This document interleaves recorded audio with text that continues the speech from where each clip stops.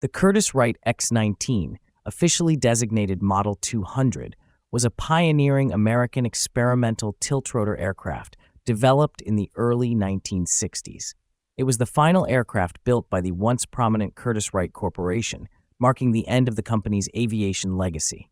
The X-19 evolved from the earlier X-100 prototype, which had one turboshaft engine driving two tilting propellers and utilized gas nozzles at the tail for additional control.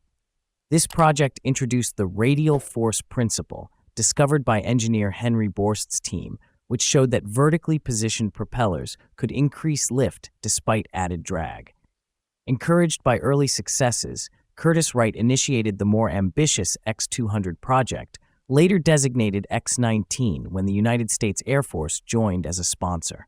Unlike conventional tiltrotors, the X-19 featured two tandem wings, fore and aft, each mounting a pair of 13-foot tilting propellers.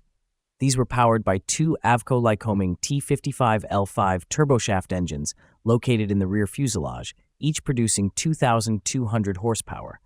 A complex cross-link transmission allowed either engine to power all four propellers in case of failure. The aircraft had a 13.5-meter length, 10.5-meter wingspan, and an empty weight of 4.4 tons.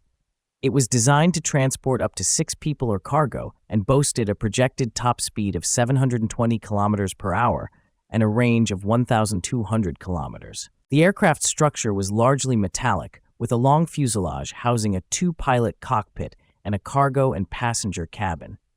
The tilting nacelles at the wingtips could rotate 90 degrees, allowing for vertical takeoff and horizontal flight.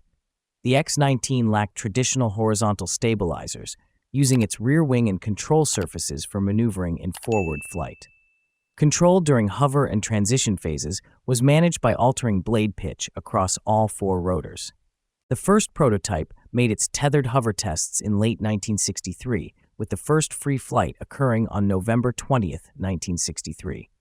Transition flight testing began in mid-1965, but the program soon encountered serious technical issues, most critically with the complex gearbox systems. On August 25, 1965, a gearbox failure led to a crash during a test flight. The pilot escaped uninjured, but the aircraft was heavily damaged. The incident and ongoing delays caused the United States Air Force to lose interest, leading to the project's cancellation shortly afterward. The second prototype was never completed for flight and was eventually sent to the National Museum of the United States Air Force in Dayton, Ohio. The Curtiss-Wright X-19 was a bold attempt to bridge the gap between helicopters and fixed-wing aircraft. Although it failed to enter production, it provided valuable data on vertical takeoff and landing aerodynamics, control complexity, and tiltrotor feasibility.